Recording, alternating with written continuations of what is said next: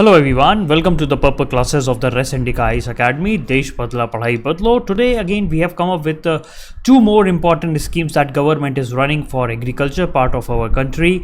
That is Agriculture Infrastructure Fund and Paramparagat Krishi Vikas Yojana. So these are the two very important and very heavy scheme that government is running, especially focusing on first scheme is focusing on the development of the infrastructure sector in the agriculture, and the second is focusing on how we can make our agriculture more and more paramparagat, that means organic, more and more natural, real, what was we were doing since ages. Okay, paramparagat, what we were doing around hundreds of years back. Similarly, agriculture that we have to take. So we will be discussing about both of these schemes today, and we will be discussing each and every detail about this scheme in proper way. Okay, so let's start with our session right away. So the schemes for agriculture part through Agriculture Infrastructure Fund and Paramparagat Krishi Vikas Yojana. So first of all, we will be discussing regarding the Agriculture Infrastructure Fund. Okay, so regarding this Agriculture Infrastructure Fund, this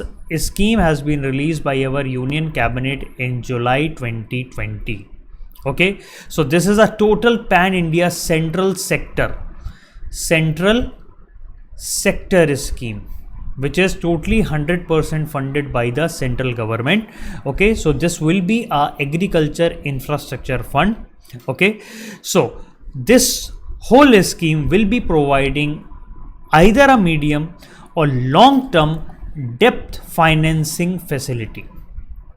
If there is any kind of viable project is there for post-harvest management infrastructure, especially focusing on the post-harvest management infrastructure and community farming asset. Here government will be providing debt financing services. At the same time, government is also providing interest subvention and financial support. So this scheme will be working from 2020 to 2032, close to 10 years it is going to be working. Okay, so who are going to provide the loan under this agriculture infrastructure, that is called Agri Infrastructure Fund? So all scheduled commercial banks, scheduled cooperative banks, RRBs, SFBs, NBFCs, National Cooperative Development Corporation, all can participate in this financing activity. So they have to sign a MOU. They have to sign an MOU with National Bank for Agriculture Rural Development, that is called NABARD, under Department of Agriculture and Farmer Welfare. Okay, so if there is any requirement where you need some kind of refinancing support, will be made available by the NABARD to all eligible lending entities. That means if there is any kind of issue that is arising where banks are lending and there is a need for refinancing, okay, refinancing support they wanted, so this can be made available by the NABARD to all eligible lending entities, even cooperative banks and RRB as per the policy. Okay, so what is the main key objective of this scheme? Focus is on mobilizing medium term and long term debt financing facility of viable projects for post harvest management infrastructure or community farming asset. Okay, where government will be providing various type of incentives and financial support so that there is an improvement in the agriculture infrastructure that can happen. Okay, so this scheme will be covering your post harvest management like supply chain, e-marketing platform, warehouses, silos construction, pack houses, SA unit, sorting, grading, cold chain, logistic facility, primary processing, ripening chambers, and whatever the other viable projects are there. Okay, for them post harvest management and infrastructure can be made.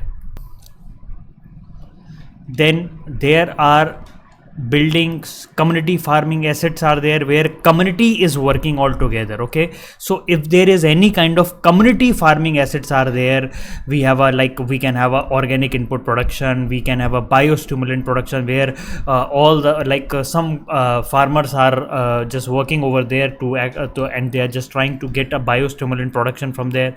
Okay, then precision agriculture, smart agriculture, and supply chain infrastructure, then creation of export cluster. These all will be part of a post harvest infrastructure that can be created with the help of agriculture infrastructure fund.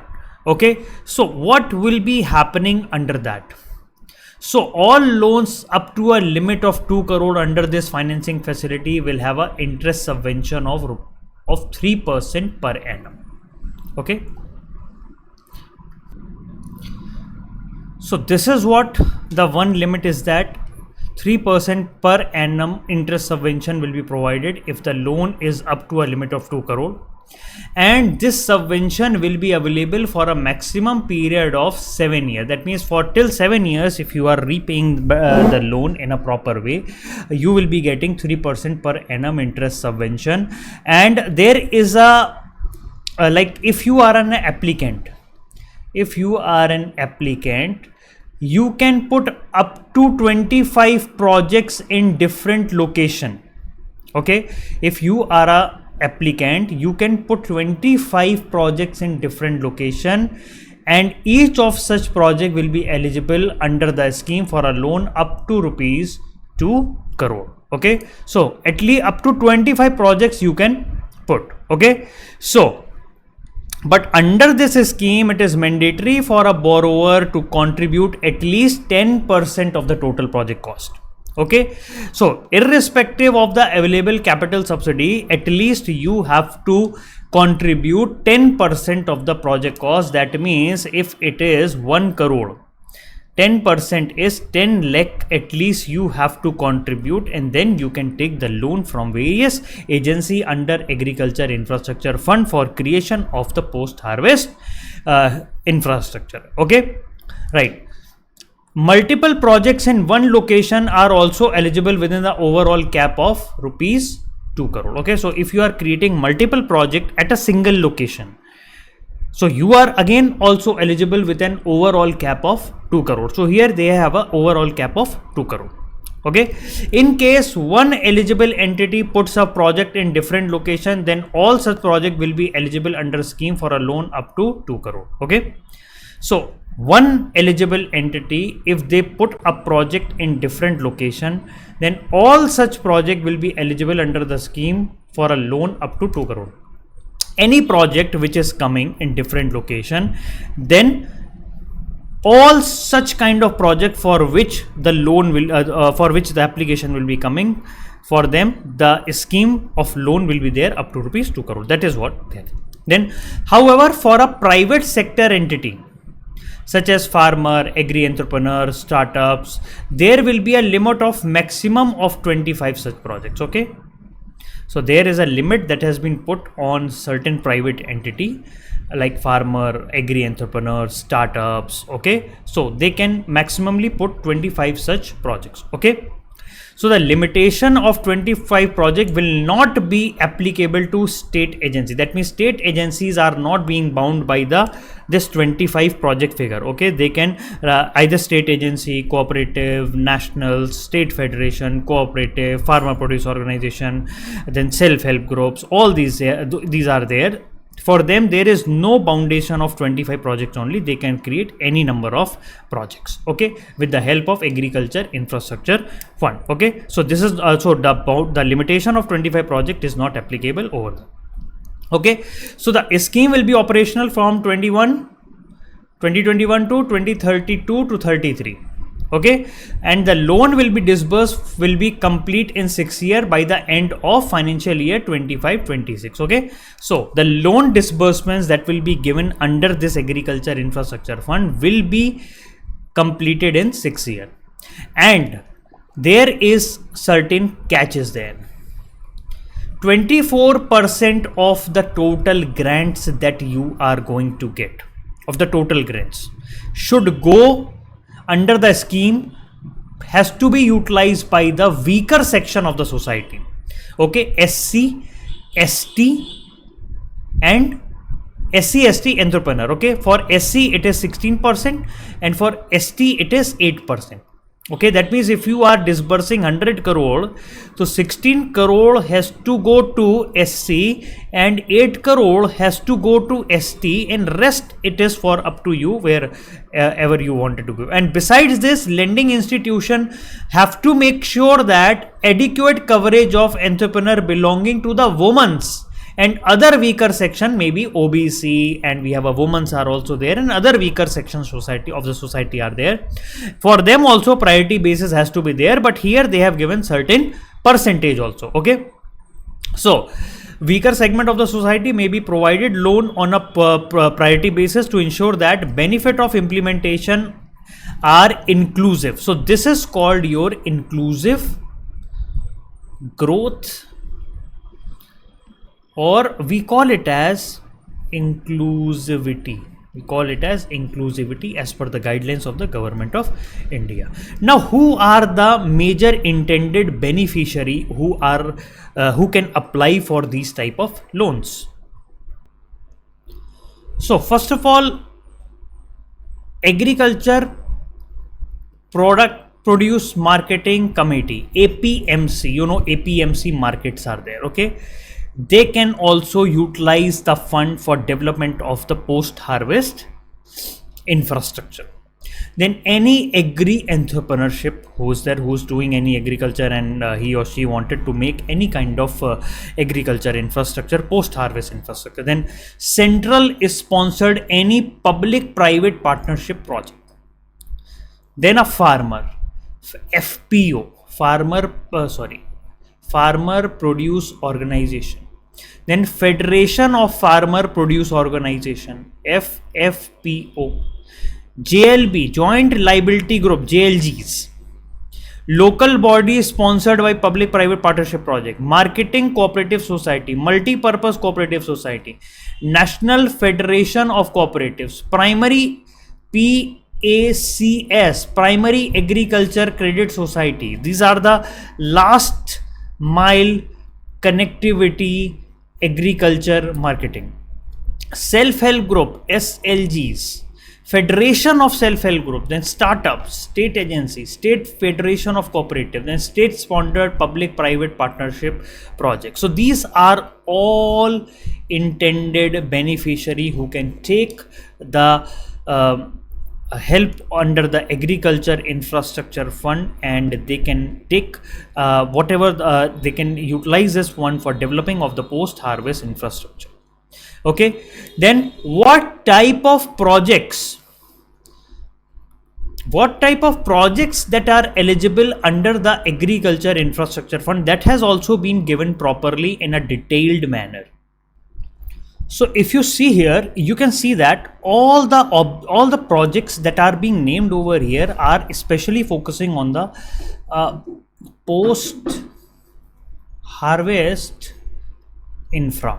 Okay, like eligible project for all beneficiaries. So here we have various type of so here you can see these are the projects which are eligible for all beneficiary, and here we can see these are the projects which are eligible for building community farming assets. Okay, so first of all we will be seeing what are the projects that are eligible for all the beneficiary. Out of that, first one is organic input production, that is 1.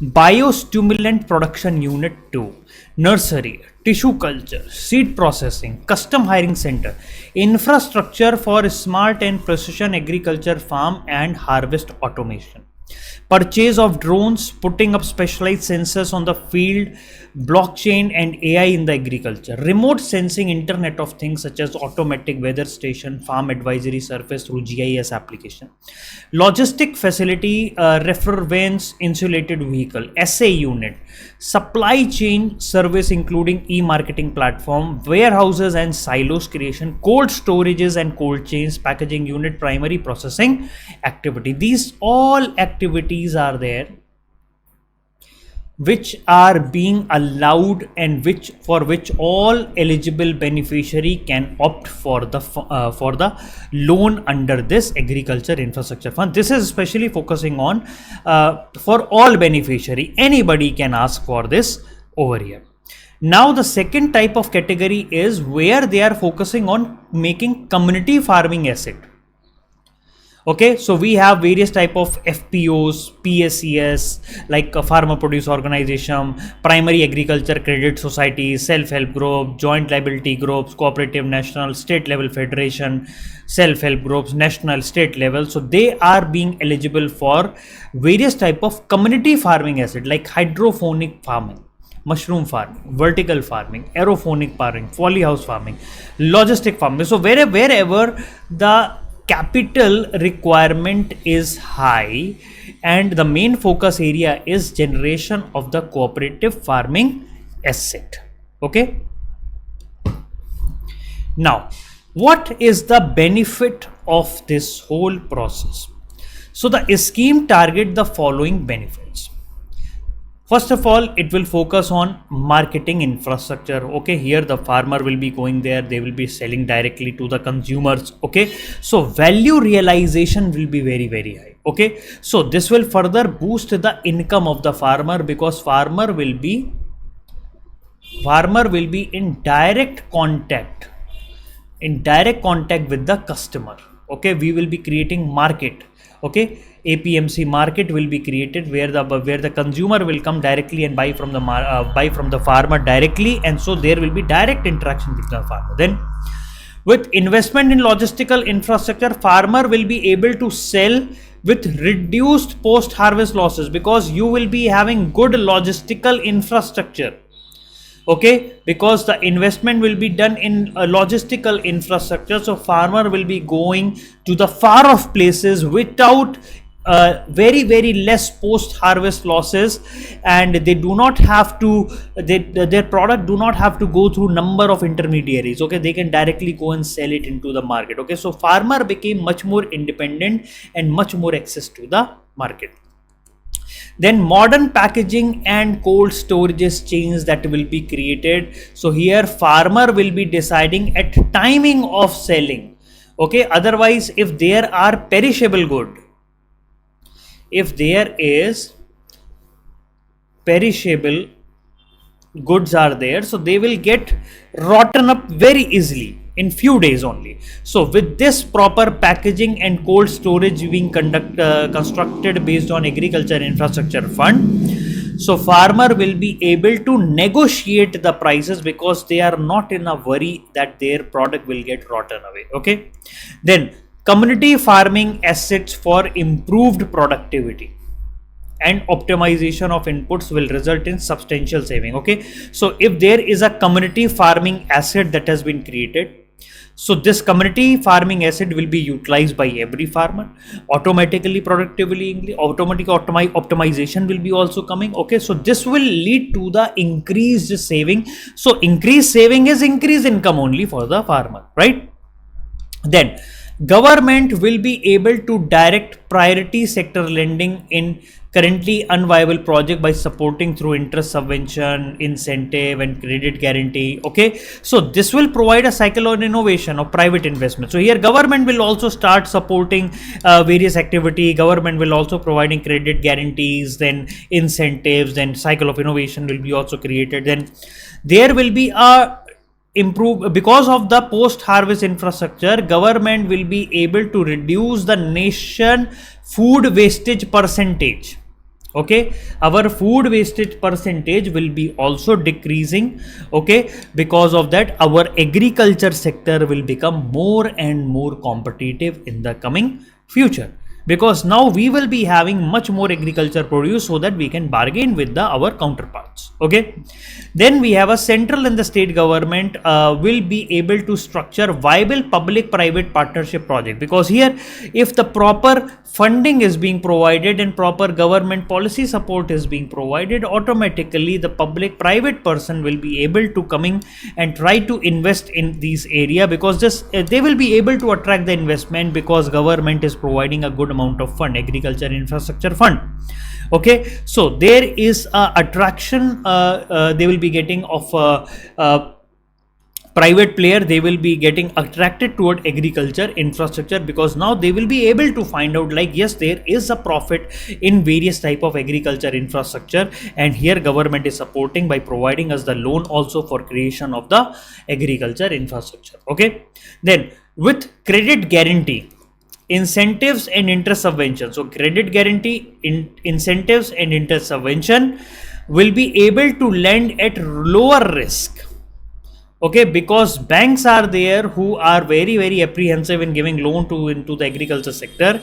If government takes the guarantee, government also providing interest subvention, so here the institution will be much more confident in lending.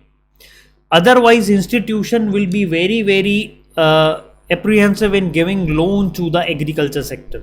Okay, so this scheme will be able to enlarge the bank's customer base and also diversify the portfolio also. And this refinancing facility will enable larger role for cooperative bankers and RRB. So RRB will now be having again a grassroots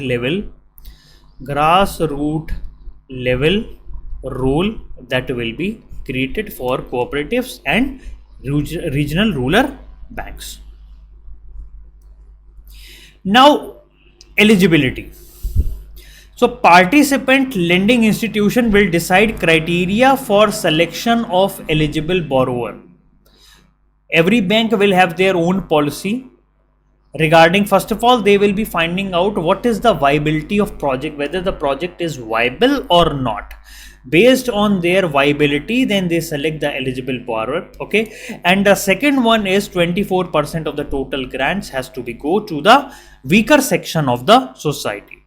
Okay, and who are excluded? PSUs are directly not eligible under the scheme, but projects sponsored by them under PPP are eligible. That means if PSU is directly coming, public sector undertaking, so they are not eligible. But if they are coming, if they are funding any project which is sponsored by them, then that project is eligible under the agriculture infrastructure fund.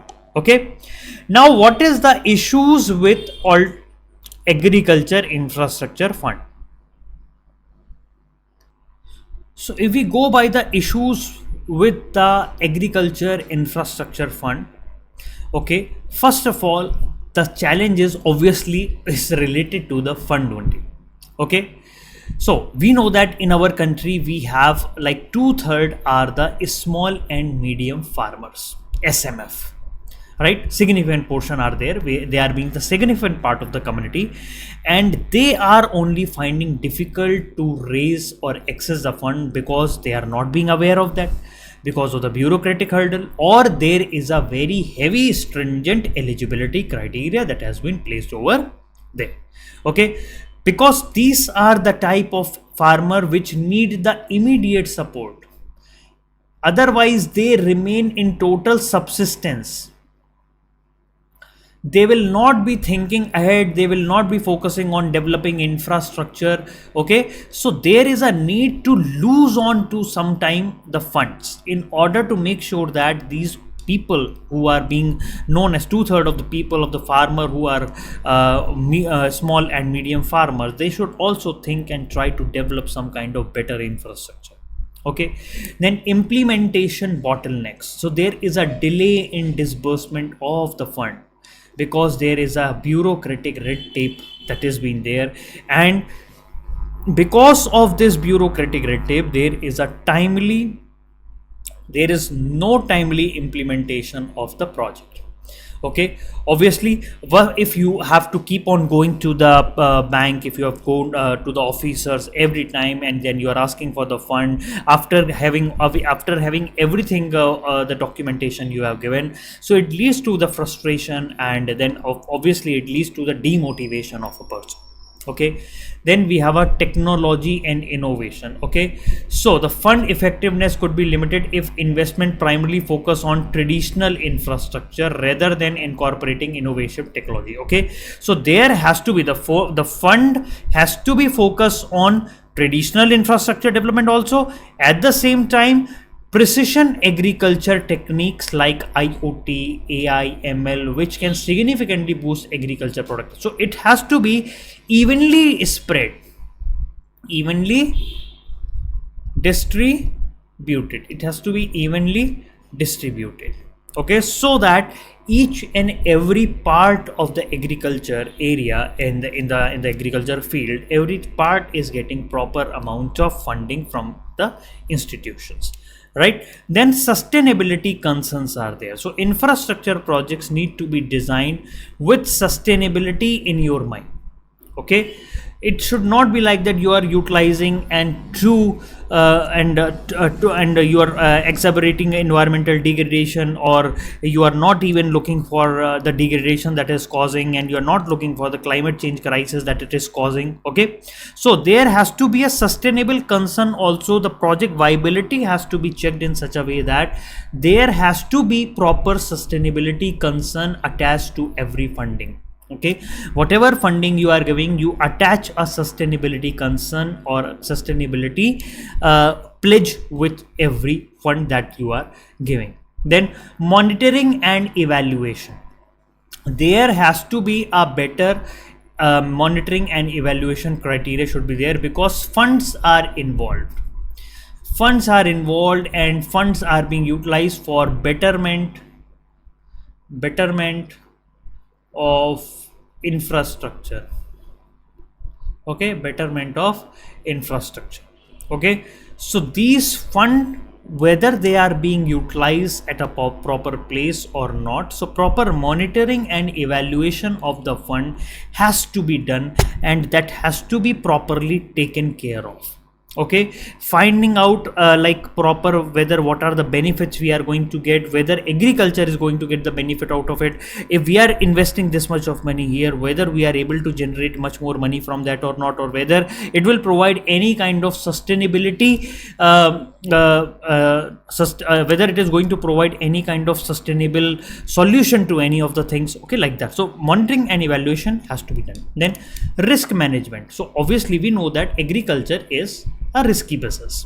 Okay, like weather fluctuation, pest attack, market volatility, and everything. Okay, so the fund should be incorporating the risk management strategy also, so that if there is any kind of uncertainty, then there is, and there has to be a safeguard for the investment that has to be there. Okay, proper insurance, proper working condition, and everything. So the fund should be incorporated risk management strategy to mitigate these uncertainties and safeguard investment.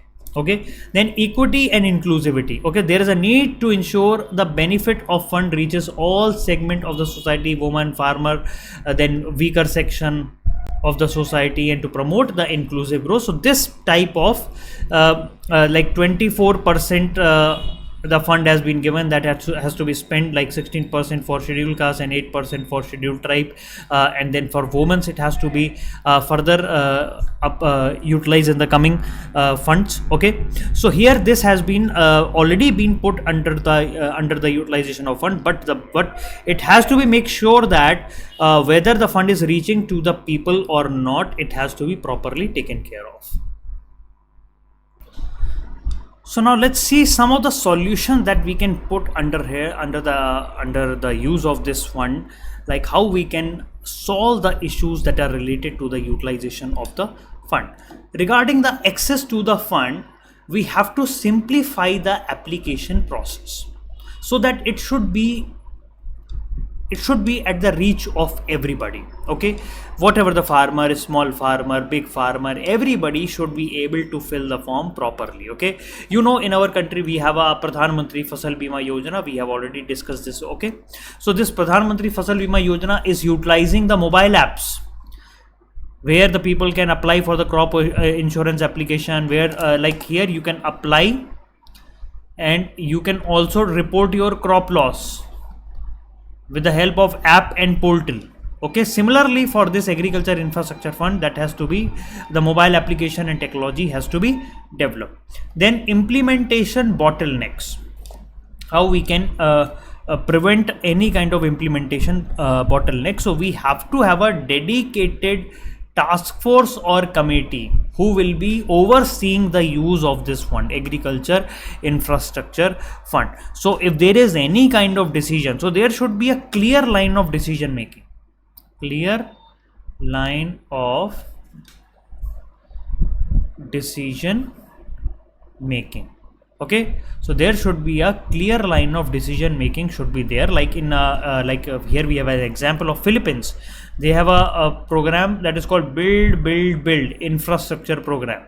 Okay, so here it is a project management and implementation office to fast track approval and resolve implementation bottlenecks so that timely project completion can happen. So this is an example from Philippines where they are focusing on fast track approval, fast track implementation, fast track resolution of any kind of bottlenecks.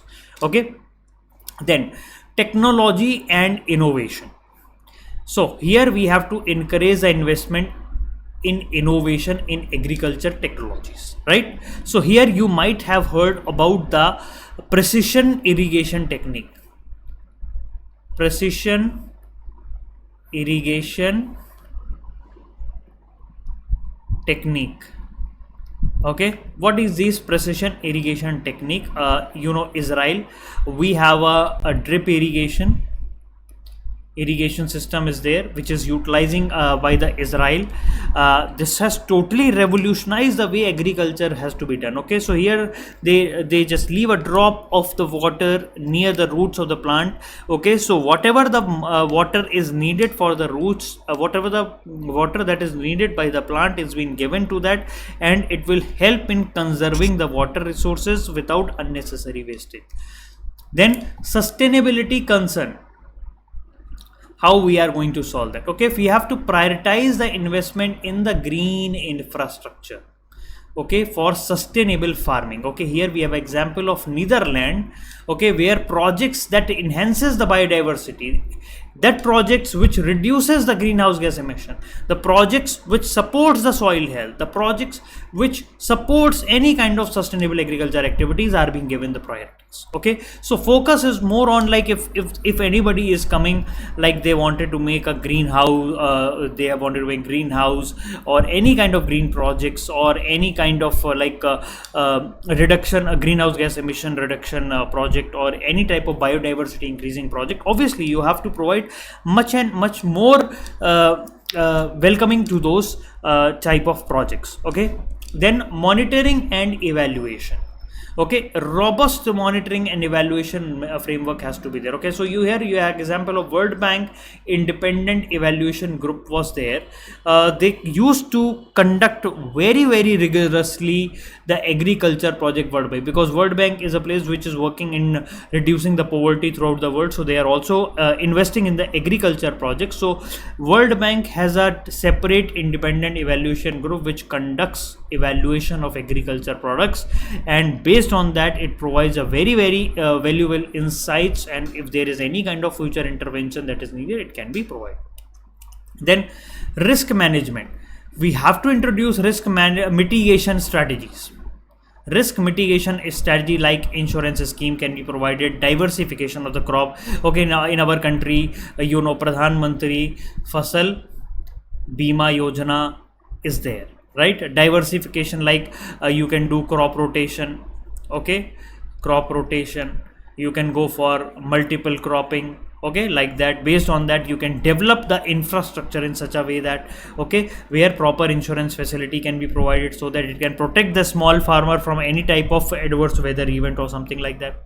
Then equity and inclusivity. Okay, so here the target program has to be designed which should reach marginal group and women's farmer. Okay, here we have an example like how in Africa Development Bank they used to provide certain focus area to the women's in Africa, okay, which for further development of the women's in the African region. Okay, so they have the separate projects for the women's over there. Okay, so they are being provided with better financial support and capacity building and program specifically focusing on the woman entrepreneurs. Similarly in our country also, similarly type of special focus fund under the agriculture infrastructure fund, a special focus fund has to be created for focusing on woman farmer. Okay, so this is how we can increase the efficiency of agriculture infrastructure fund. So what are the other type of reforms that can be provided, especially focusing on the development of the infrastructure fund? So review policy reforms has to be there. Okay, whatever the new existing policies are there, okay, need to be streamlined for access to the fund. Implementation efficiency has to be increased. So whosoever are the stakeholder, like farmer, policymaker, industry expert, they all can identify the gaps. They can prioritize like what type of policy, under what type of fund, how much funding is required, and which sector needed what type of fund and how much of the fund. Okay, so this is type of a separate policy, separate policy discussion has to be done over there. Then capacity building. Okay, you know, our around 2/3 of the farmer are small and medium farmer. Okay, SMF farmer, they lack various type of skills, so there is a need to provide them with training, workshop, okay, so that they should come to know more and more new techniques. Okay, so investment in the training program is needed, investment in the workshop is needed. Okay, capacity building of the farmer is much more needed. Okay, we have to foster the partnership, various educational institution, research education institution, agriculture research institution, vocational institutions are there. We have to have a partnership who can develop the technologies, who can develop the training modules as per the need of the farmer, which our countries are. Okay, similarly we have to have a technological adoption. More and more technological driven solution has to be taken, whether it is looking for the sowing of the crop, harvesting of the crop, preparing of the crop, or various other things. So for that, crop modules has to be created. Okay, so proper agriculture productivity, resilience and resource efficiency, we need to inculcate, we need to adopt more and more technology. Okay, so we have to provide financial service, subsidy, tax breaks to the farmers and agri businessmen, so that they can invest in all these places and they can come out with new and better technology. Okay, like in renewable energy, digital platform, all this. Then partnership and collaboration. So we have strong academia link, we have strong government support. So government, academia, institutions, private sector, non-profit organization, research institution, all can pitch in their research activities. All we can take the help of the expertise of all these research institution, private sector entity and NGOs and everybody. So we can create a kind of a knowledge sharing platform, innovative platform, co-investment platform, where everything is discussed based on local level, regional level, and at a national level. Okay, so this is again partnership and collaboration can be done. Then monitoring and evaluation. So we have to strengthen our monitoring system and evaluation system. So we have to regularly assess the project outcomes, keep on getting the feedback and from the stakeholders, incorporate lessons learned in the further intervention policies. Okay, then regarding the inclusive development, what is there in the inclusive development is that we have to make sure that the funding prioritize the inclusivity, and it should reach even to the smallest and the last mile person who is expecting the fund money to come to him. Okay, whether it is a smallholder farmer, whether it's a woman farmer, marginal farmer, SCST farmer is there, OBC farmer is there, whosoever it is. Okay, so design a targeted program especially focusing on inclusivity. What are the challenges that are being faced by the community in getting the various type of loan? and then based on the various type of loan that they wanted to get, then we should work on it.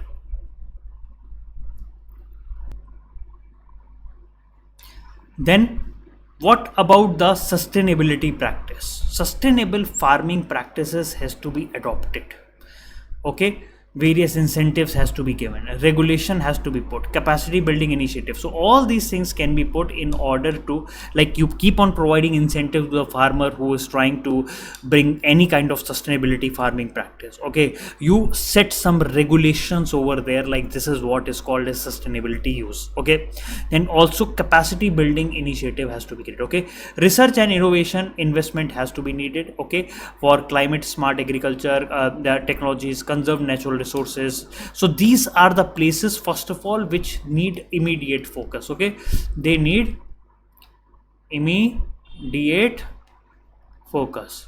Okay, after that only you can go for any other type of sustainability practice. Okay, so first you focus on these practices. Okay, then adaptive management. Okay, there should be adaptive management who should be flexible enough, who should be keep on learning, continuous improving based on the feedback.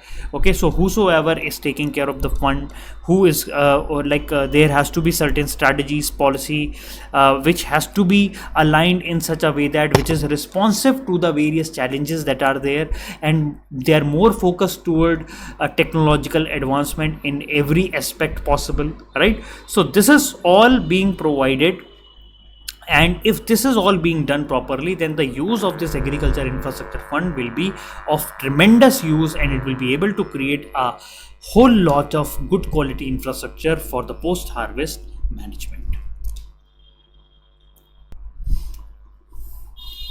Now let's move on to the next scheme, that is called Paramparagat Krishi Vikas Yojana. Paramparagat is the old age tradition. In Hindi we call it as parampara. Okay, what you were doing since ages. Okay, so that is Paramparagat Krishi Vikas Yojana, is a very, very important component of the soil health management, which is a major project under National Mission for Sustainable Agriculture. Okay, so under the soil health management there is a Paramparagat Krishi Vikas Yojana, which is being part of the National Mission for Sustainable Agriculture. Okay, so here under Paramparagat Krishi Vikas Yojana, focus is on development of organic farming. Okay, development of the organic village by clusters and approach and PGS certification.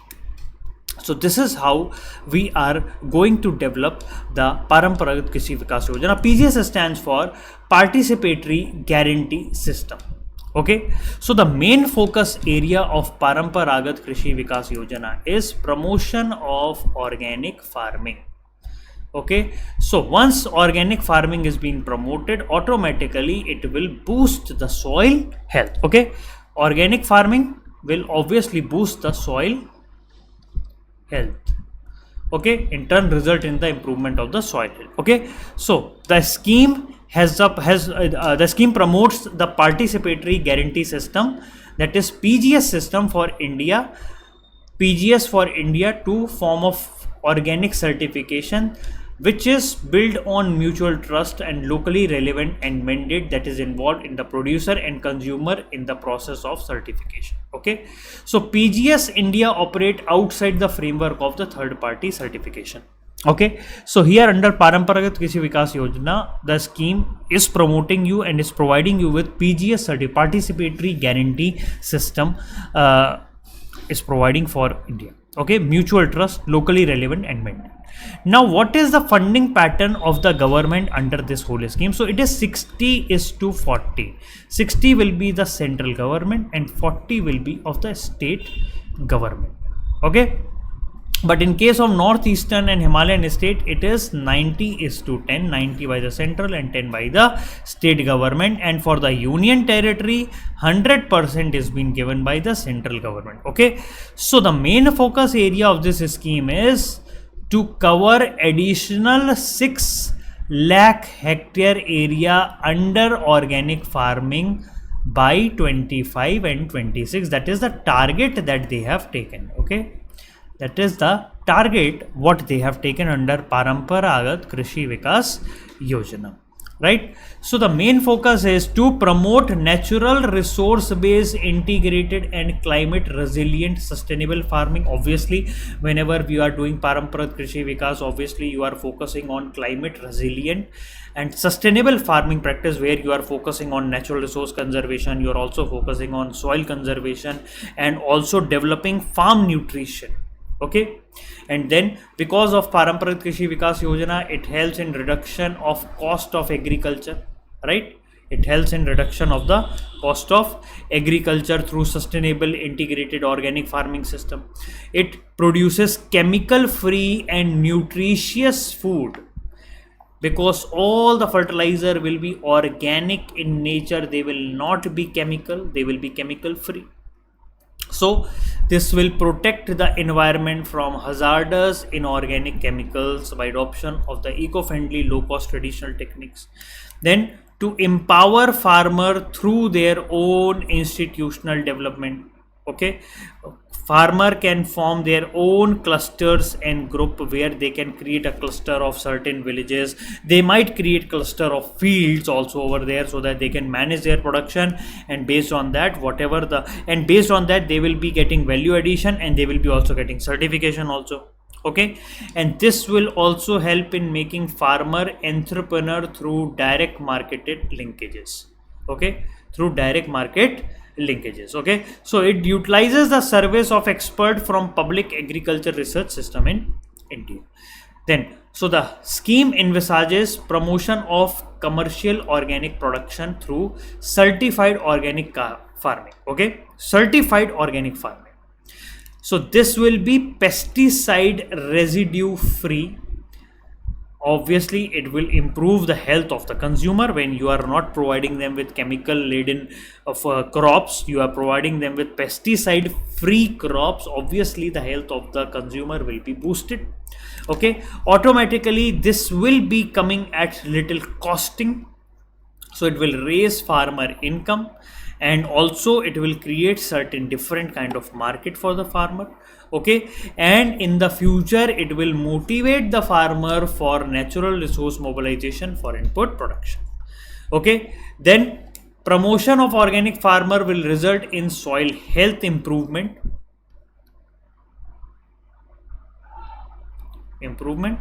Okay, so they are chemical free, nutritious, direct linkages with local and national market. So it will empower the farmer with their own institutional development, like they can form their own clusters, they can manage their own production and processing chains, and based on that they will get a total certification of this whole production units. Now, what is the program implementation under this? So under the program implementation phase, how this Paramparagat Krishi Vikas Yojana is being implemented, let's see. Okay, so there will be a group of farmers who will be motivated to take up the organic farming under Paramparagat Krishi Vikas Yojana. Okay, and 50 plus more farmers, they will be making clusters, will be form of a clusters which will be having around 50 acres of land, and they will be take up organic farming in under that scheme. Okay, so during 3 years around 10,000 clusters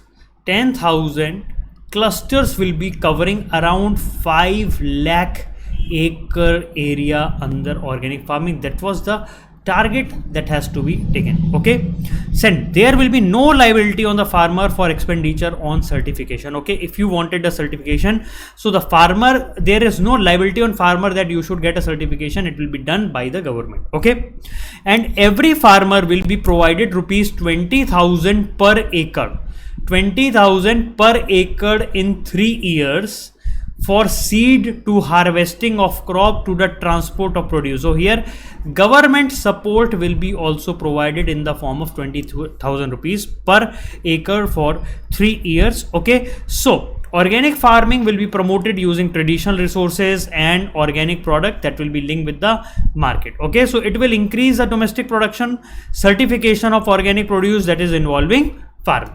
Okay, now what are the components and patterns of assistance? So first of all, focus is on adoption of participatory guarantee system certificate through cluster approach. So here we are providing them with participatory guarantee system or certification. Okay, so any farmer who have a cluster of 50 acre for PSG, so local people to form cluster in 50 acre for PGS certification. Okay, so in that you can conduct the meeting, discussion, farmer targeted area. Okay, targeted area to form organic farming cluster as rupees 200 per farmer. Okay, then exposure visit to member of cluster to organic farming field is at rupees 200 per farmer. Formation of cluster, farmer pledge to PGS and identification of lead resource persons from the cluster. Training of cluster member on organic farmer, free training at rupees 20,000 per training. So this is how farmer will be mobilized, how training will be provided under the participatory guarantee system under the cluster. So PGS certification and quality. So training will be done on PGS certification in 2 days at rupees 200 per LRP. The LRP means lead resourceful person, and then training of trainer 20 lead resources at 250 per day per cluster for 3 days. Online registration of farmer at rupees 100 per member cluster into 50. Okay, so soil sample collection testing 21 sample per year per cluster into 190. So here you can see all the data has been given with proper amount of money that has to be spent over here. Okay, inspection of the field, residue analysis, certification charges, administrative expenses, everything from pin to point, everything has been mentioned over here about the component patterns of assistance. Then adoption of organic village for manure management and biological nitrogen harvesting through cluster approach. So what is the action plan for organic farming in one cluster? How this is going to be done in one cluster? First of all, they will be converting a land to organic at rupees 1,000 per acre. Okay, so 50 acre is there, so rupees 50,000 will be utilized for conversion of land to organic land. Okay, then after that they will be introducing a cropping system like organic seed procurement, raising organic nursery at rupees 500 per acre per year into 50, because every cluster, one cluster is of 50 acre, right? Then after that, traditional organic input production like Panchgavya, Bij Muhurt, Jiva Muhurt, these are to be provided at rupees 1500 per unit per acre for 50 acres. So this is regarding for one cluster. How much investment is coming for one cluster? Then biological nitrogen harvest planting like Gliridia, then Sibania, etc. at 2,000 rupees per acre into 50 acre. Then botanical extract production unit like neem cakes, neem oil at rupees 1,000 per unit per acre into 50 acre. So this is how 1 acre action plan for organic farming for one cluster. Okay, for one cluster. Okay, so this is how the things has to work. One cluster means focus on 50 acre. Similarly, they wanted to develop how many clusters? They wanted to develop around 10,000 clusters. Yeah, here you can see here they have to develop around 10,000 clusters, same like that, and every cluster will be developing on this plan. Now integrated manure management. Okay, how manure will be managed? So first of all, there will be a liquid biofertilizer consortia will be used. Okay, they will be utilizing nitrogen fixation, phosphate solubilization, potassium mobilizer at rupees 500 per acre into 50, that is 50 acre. Then liquid biopesticide, neem cakes, neem oil, phosphorus rich, vermicompost, for everything, like how you are managing the manure. So these type of manures will be utilized in the organic farming. Right now there is a custom hiring center charges, okay, like agriculture implements like power tiller, cono weeder, paddy thresher, furrow opener, sprayer, row scan, top pen balance, all these things are there from where you can hire the implements. Okay, walk-in talent for horticulture, cattle shed, poultry, piggery for animal compost as per the guidelines of the Gokul scheme. Okay, so these are the custom hiring center which you can utilize as and when you are needing.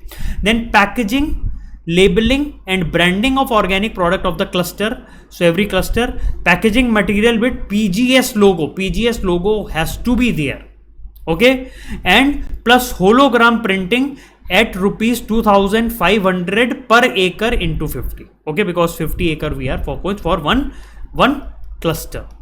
Then transportation of organic produce, 4-wheeler 1.5 ton load capacity at rupees 1,20,000 maximum assistance for one cluster. That means government will be providing assistance of around 1,20,000 maximum assistance for that. Then organic fair, maximum assistance will be given at 36,330 per cluster for showing your crops at organic fairs. Now, what are the primary challenges that are being there for under the Paramparagat Krishi Vikas Yojana? So, here are the primary challenges. First is awareness and the training. So normally most of the farmer don't even know the benefits of the Paramparagat Krishi Vikas. Okay, they don't know what is the meaning of organic farming. They don't know that government is running certain kind of a scheme. They don't know there is a training that is going on for that. Okay, so there is very insufficient support that there is very insufficient training program. The farmers are also inadequately prepared and there is no proper transition from conventional to organic. Inadequately prepared for convention from transform from conventional to organic. So this is one thing. Then certification challenges. So obtaining organic certification is a very complex task and also a time consuming task. Okay, because there are a lot of bureaucratic hurdles, there are a lot of certification, lot of parameters has to be followed. Okay, so this create a kind of a hustle for a farmer who is not knowing all these things properly. Okay, so they faces bureaucratic hurdle, high cost. So because of that, a small and medium farmer get demotivated towards this organic farming. Okay, then market access and price premium. So under the market access and market premium, so organic product needs a very specialized type of market and they often fetch very higher prices because they are of premium quality. They are being made from the organic inputs, right? So but many farmers are struggling to access this type of market because they don't have proper infrastructure, they don't have proper marketing strategy, they don't have proper distribution channels. That is why they are not able to bring their crops. Okay, they are not able to bring their crops. At the same time, they are not able to receive the premium prices. Right now, agriculture infrastructure fund has been created, especially focusing on developing of infrastructure, especially focusing on development of the infrastructure. Then financial constraint. So if you are doing transition from from conventional farming to organic farming, there is a lot of financial burden that is also being encountered because you have to have a cost of certification that yes, your product is organic, you need training, you need to change your farming pattern. That means it is totally upside down kind of a thing for some of the farmers. Okay, so that is, and some farmer, most of the farmer like small and medium farmer are there, they lack access to sufficient credit and financial support. They are not having proper access and financial support to manage these costs effectively. Then there is also a yield concern. there is a perception that organic farming results in lower yield. That means it has been into the mind of the people that if you are focusing on organic farming, then the yield will be always lower as if you are comparing with your conventional farming. Okay, so because of this misinformation, the farmer becomes more and more hesitant to adopt organic practice, because they think that why to move or why to involve in some kind of practice which will provide me with income losses and reduce productivity. So again, this is again one more issue that has been plaguing the market of the organic farming. Then supply chain and infrastructure issues. So under the supply chain and infrastructure issue, the organic supply chain is still underdeveloped in our country. Okay, it is not fully developed. So farmers are finding lot of issue in storing the product, transporting the product and selling the product, their organic produce. Okay, because they are not getting proper access to cold storage facility, they do not find proper efficient logistic systems. Okay, which obviously further complicate the whole process of organic farming. Then pest and disease management. Okay, so organic farming is focusing on natural pest and disease management method. Okay, they are not utilizing any kind of chemical. So chemical is a no here. Chemical is totally no here. Okay, so which obviously is less effective, because if you are relying on natural pest and diseases, so their efficiency and efficacy as compared to the chemical alternatives is low. So farmers are not having proper access to organic inputs, knowledge about the natural pest control methods and everything. So because of that, there is a chance that they may suffer losses because of these pests and diseases. Okay, now policy and implementation gap. So there is a lot of inconsistency in the policy, lot of inconsistency in implementation of what is there. Policy is there, but proper implementation mechanism is not there till the local level. Okay, so some regions are getting more and more support, some regions are properly and better implementing Pradhan Mantri Paramparagat Krishi Vikas Yojana, while some regions are lagging behind because the benefit are being shared in a very uneven way. Then farmer collaboration and community support. So this scheme encourages group of farmer and collective effort. Okay, so here since we are focusing on developing cluster based approach, so here government is focusing on collective farming methods, okay, which needs cooperation from the farmer, let them have a social connectivity, social dynamics. Okay, so how they can do a collective farming, this scheme is focusing on, but right now we cannot see much advancement that is happening into this whole process. Then monitoring and evaluation. So effective monitoring and evaluation mechanism are lagging in this scheme, because whenever you are implementing certain scheme, you need to have certain parameter on which you are going to measure the things. Okay, you should have a proper data, you should have a proper information about that, but if you are not having proper data, if you are not having proper documents and everything, you will not be able to properly gauge the performance of the scheme. So these are some of the primary challenges which are facing by the Paramparagat Krishi Vikas Yojana. Now, how to overcome the challenges of the Paramparagat Krishi Vikas Yojana? So first of all is how we can enhance the awareness and training program.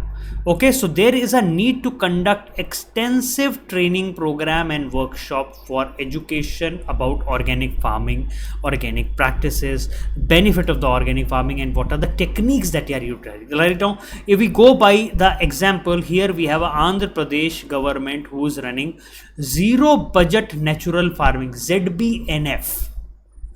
Okay, here they are providing the training to the farmer, how they can adopt the sustainable practice in their farming practices. Okay, they are providing farmer field schools and practical demonstration on the field. Then simplifying the certification process. Okay, So streamlining the certification process and providing subsidized certification costs for small and marginal farmer. If you know, Sikkim is the first organic state which became fully organic state in our country. So here government has provided total end-to-end support with all the certification, organic certification, like financial assistance, simplified process, and everything is being provided by the government. Then we have a improved market access and ensuring price premium. So we have to have a dedicated organic market that has to be developed separately. And it facilitates direct linkages between farmer and consumer. So there will be no mix and match. So if anybody wanted to buy the organic product, so they will go to that organic market only. Okay, so in our India, Kerala has developed a market that is called Jaiva Bhavans, that is organic bazaar, Jaivik. Jaivik kheti, we people call it as Jaivik kheti, that is called organic farming. Okay, so on the same line they have developed the Jaiva Bhavan organic bazaar, where you can go and sell your produce directly to the consumers.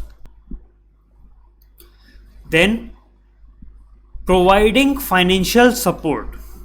So there is much more needed providing financial support to a small and medium farmer, because there is a need for transition. So ample support has to be provided who wanted to move from conventional to organic. Okay, like we have a NABARD, which is providing financial support and grants for organic farming projects in India and farmers equally. Then we have a addressing yield concern. Okay, how can you focus on yield? So here you have to do R&D, research and development. Your research institutions should work in order to work on the yield part of the crop, how to improve the techniques, how we can do something which automatically increase the yield of the crop. Okay, so here ICAR, Indian Council of Agriculture Research, and various institutions can conduct various type of organic farming methods, and how they can work on high yielding organic crop variety speed. Okay, so this research can be done over here. Then developing supply chain and infrastructure. So we have to develop cold storage facility, transportation network, distribution networks in a proper way. So Maharashtra, here we have an example of Maharashtra has given a set up a cold storage unit especially for the organic produce. Okay, so that these organic produce remain fresh during the transportation, and when they reaches the market they are into their proper optimal condition. Then pest and disease management. Okay, so here proper natural pest control inputs and training on the use of natural pest control inputs has to be provided. There is a national center for organic farming is there. They distribute organic inputs like biopesticide, biofertilizer, along with the training on the integrated pest management. Okay, so these biopesticide and biofertilizer need to be made more stronger, so that they should work more optimally, so that people should feel that yes, whatever organic we are working is they are working on the fields. Okay, then ensuring policy consistency and effective implementation.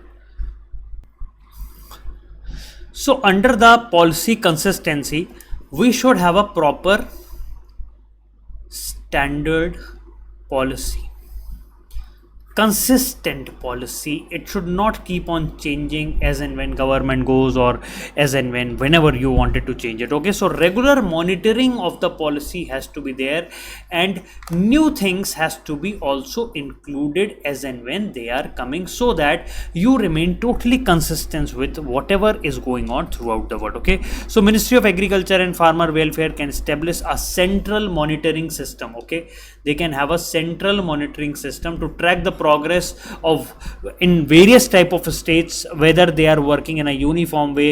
If there is any kind of gaps that is there, we can fill that gap in a very prompt way, right? So this is how central monitoring system can work. Then encouraging farmer collaboration. So we have various type of farmer produce organizations are there, right? So we can ask them to promote cooperative farming in like farmer produce organizations, so that collective action can generate collective result. Okay, collective result. Okay, so here we can see that a state of Karnataka has developed various FPOs are there who are being held by farmer pools their resources, farmers share their knowledge, market their produce collectively. So this is how, when they are working collectively, automatically their bargaining power also get increased and reduction in the cost also happen, because since they are working collectively, so they will be requiring less and less input per farmer. Okay, per capita cost on farmer comes down.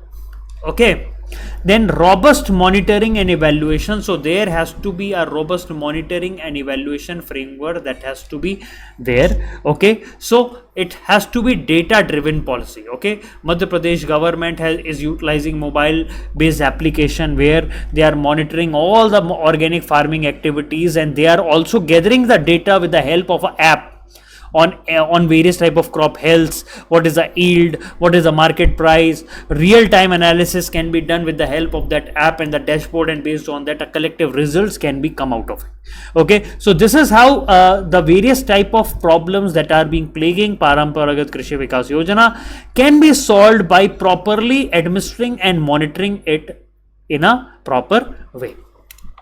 So guys, this is all for today. I hope you all enjoyed the session. Thank you so much. Bye bye, take care and have a good day.